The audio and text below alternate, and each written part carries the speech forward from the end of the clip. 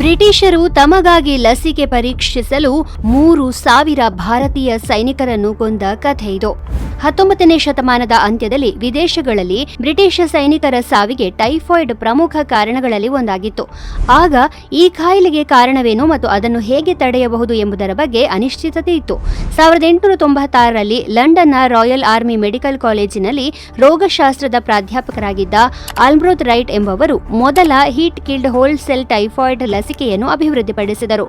ಅವರಿಗೆ ಅದು ಪ್ರಮುಖ ಸುದ್ದಿಯಾಗಿತ್ತು, ಆದರೆ ವಾಸ್ತವ ಭಯಾನಕವಾಗಿತ್ತು.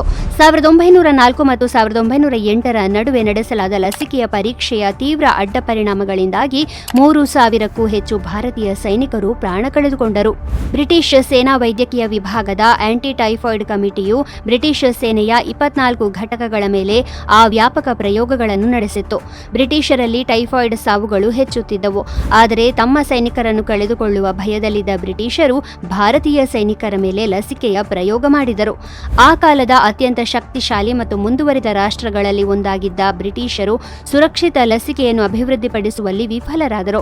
ಆದರೆ 1 ಶತಮಾನದ ನಂತರ ಅವರು ಒಮ್ಮೆ ವಸಾಹತುಶಾಹಿಯಾಗಿ ಸ್ಥಾಪಿಸಿದ ಅದೇ ರಾಷ್ಟ್ರವಾದ ಭಾರತವು ಜಾಗತಿಕ ಆರೋಗ್ಯ ಪರಿಸ್ಥಿತಿಯನ್ನೇ ಬದಲಿಸುವ ಮಹತ್ವದ ಲಸಿಕೆಯನ್ನು ನಿರ್ಮಿಸಿತು.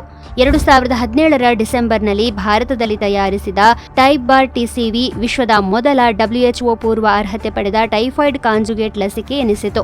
ಇದು WHO, ಯುನಿಸೆಫ್ ಮತ್ತು ಇತರ ಜಾಗತಿಕ ಸಾರ್ವಜನಿಕ ಆರೋಗ್ಯ ಸಂಸ್ಥೆಗಳಿಂದ ಸಂಗ್ರಹಣೆಗೆ ಅರ್ಹವಾಗಿದೆ.